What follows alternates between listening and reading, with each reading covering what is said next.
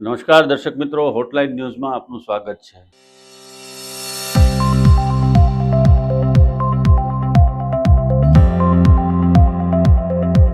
કાલુપુર સ્વામિનારાયણ મંદિરના મહંત અને એમનો પરિવાર ફરી વખત વિવાદમાં આવ્યો છે. આ વખતે પરિવારે એમના વેવાઈ પક્ષ ઉપર આક્ષેપ મૂકી અને 100 કરોડની માંગણી કર્યાની ફરિયાદ અમદાવાદના ઘાટલોડિયા પોલીસ સ્ટેશનમાં નોંધાવી. દર 2 કે 3 મહિને સ્વામિનારાયણ સંપ્રદાયના અલગ અલગ ફિરકાઓમાંથી કોઈને કોઈ ફિરકાની પાખંડ લીલા બહાર આવતી હોય છે. કશે ને કશે એમના દ્વારા આચરવામાં આવેલી છેતરપિંડી હોય, એમના દ્વારા કરવામાં આવતા શોષણો હોય, મહિલાઓના શોષણ હોય કે પછી કોઈની સંપત્તિઓ પચાવી પાડવાના વિવાદો. આ બધામાં કશે ને કશે સ્વામિનારાયણ સંપ્રદાયના સાધુઓ અથવા તો સંપ્રદાયના લોકો વિવાદમાં આવતા રહે છે. સતત એ લોકો કશે ને કશે ખરડાયેલા રહે છે. આ લોકોને માત્ર ને માત્ર ધર્મના નામે પ્રજાને લૂંટવા સિવાય બીજો કોઈ ધંધો નથી. અને એવું પણ કહેવાય છે કે આ સંપ્રદાયની અંદર આ ધર્મ નથી, આ સંપ્રદાય છે. પહેલા એ સમજવું પડશે.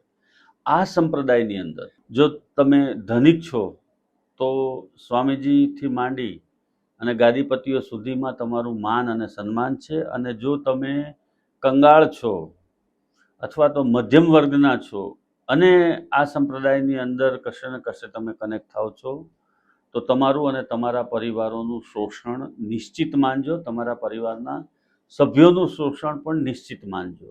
કઈ રીતે શોષણ કરે છે એ એના સમય ઉપર આધાર.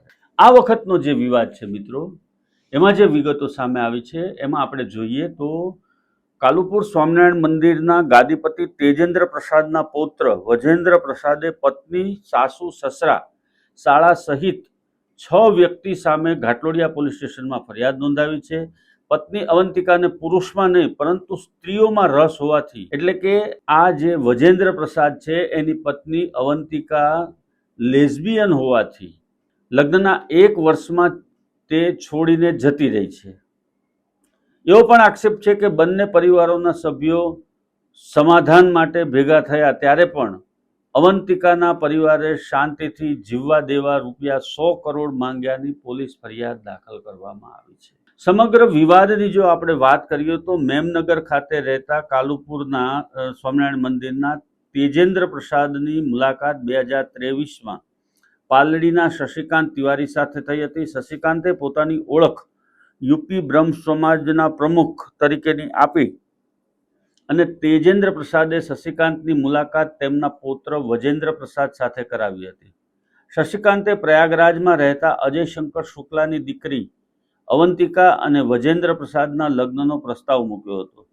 બંને પરિવાર સહમત થતા 2024માં પ્રયાગરાજમાં ધામધૂમથી લગ્ન કરવામાં આવ્યા હતા અને એવું કહેવાય છે કે એમાં લાખો કરોડો રૂપિયાનો ખર્ચ કરવામાં આવ્યો હતો.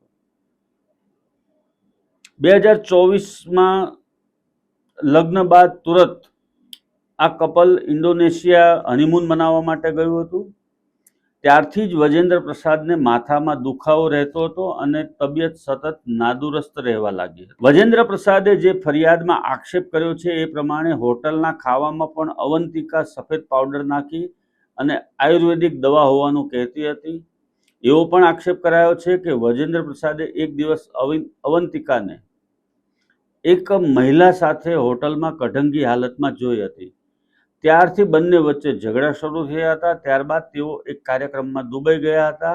ત્યારે વજેન્દ્ર પ્રસાદ હોટલના રૂમમાં જમવાનું મંગાવતા ન હતા પરંતુ અવંતિકા સાથે રેસ્ટોરન્ટમાં જમવા જતા હતા. ત્યારે અવંતિકા ખૂબ જ ગંદી રીતે ત્યાં હાજર સ્ત્રીઓને જોતી હતી, જેથી વજેન્દ્ર પ્રસાદે તેને ટકોર કરી હતી.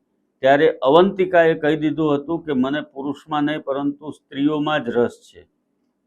અવંતિકાની આ વાત સાંભળી અને તેજેન્દ્ર પ્રસાદે અવંતિકાના પિતા, માતા, ભાઈ અને નારણપુરા સ્વામિનારાયણ મ્યુઝિયમ ખાતે બોલાવ્યા હતા. ત્યાં અવંતિકાના પરિવારે વજેન્દ્ર પ્રસાદના પરિવારને શાંતિથી જીવવા દેવા માટે ₹100 કરોડની માંગણી કરી હતી.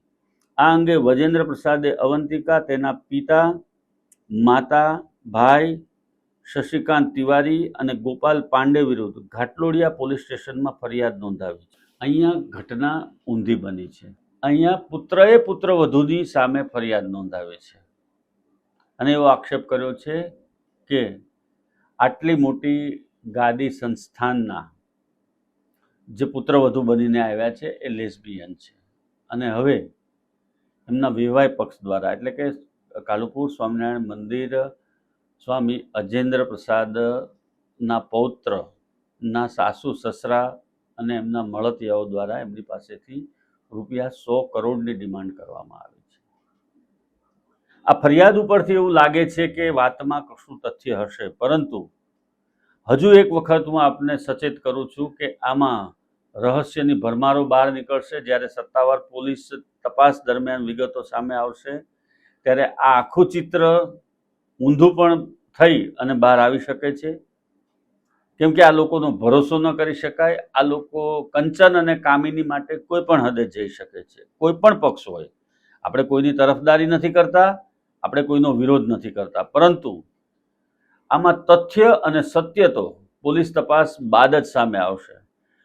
એક વાત ચોક્કસ છે કે કાલુપુર સ્વામિનારાયણ મંદિરના સ્વામી અજેન્દ્ર પ્રસાદ અને એમનો પરિવાર હાલમાં વિવાદમાં આવ્યો છે અને એના કારણે ભક્તોની તો લાગણી દુભાઈ જ છે, પરંતુ આના દૂરગામી પરિણામો માઠા આવશે એવું અત્યારથી કહેવામાં આવી રહ્યું છે, કેમ કે આમાં એકબીજાની જાંગ ખુલ્લી કરશે અને જાહેરમાં એકબીજાના કપડા ઉતરશે. આ વાત ચોક્કસ છે. દર્શક મિત્રો, આ મામલા ઉપર વર્તમાન સમયની પરિસ્થિતિ ઉપર હોટલાઇન ન્યૂઝની સતત નજર છે અને આ મામલે શું નવા અપડેટ આવે છે એ અમે આપના સુધી પહોંચાડતા રહીશું. ધન્યવાદ દર્શક મિત્રો. આપ અમારી હોટલાઇન ન્યૂઝ ચેનલને લાઇક કરો, શેર કરો અને સબસ્ક્રાઇબ કરો. ધન્યવાદ દર્શક મિત્રો. આવા જ પ્રકારના વિડીયો જોવા માટે આપ અમારી હોટલાઇન ન્યૂઝ ચેનલને લાઇક કરો, શેર કરો અને સબસ્ક્રાઇબ કરો.